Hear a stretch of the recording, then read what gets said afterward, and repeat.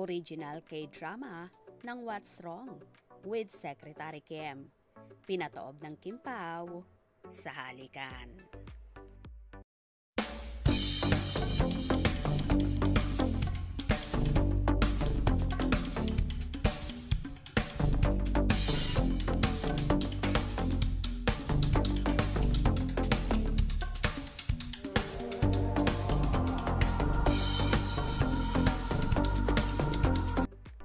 Nashook ang madlang netizens dahil itinodo na ni Kim Chiu ang halikan nila ni Paolo Avellino sa What's Wrong with Secretary Kim.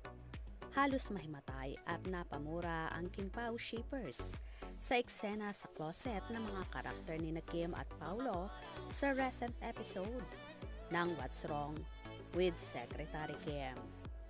Makikita sa eksena na unang humalik si Kim kay Paolo. Pero ang ikinagulat ng mga fanay ay ang paglabas ng dila ng actress nang halikan ang huli.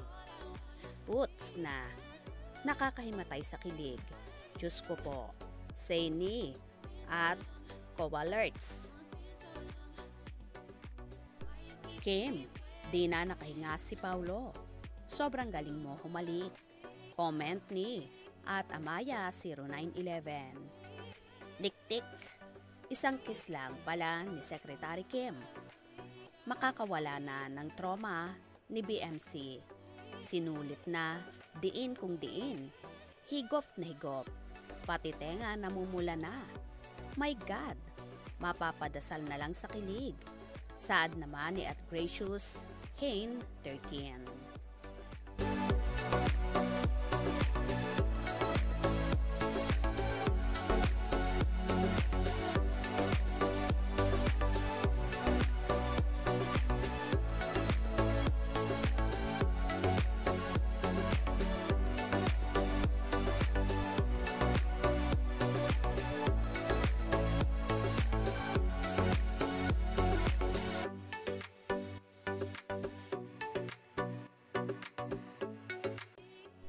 Halos lahat nga ay napamura sa tagpong yon, kung saan sa mismong closet pa naganap ang halikan ng Kim Pao. Tila pinataob naman ni Kim at Paolo ang mismong original na K-drama na gumanap sa mga karakter nila. At in fairness tila totohanan na nga ang mga halikan ng Kim Pao sa eksenang yon na ikinagulat at pinagkaguluhan ng lahat.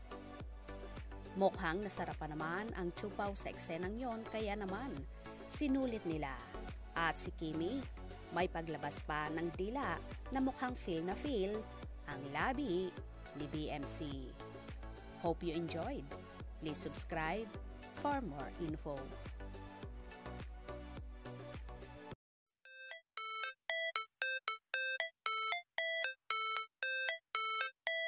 How it's supposed to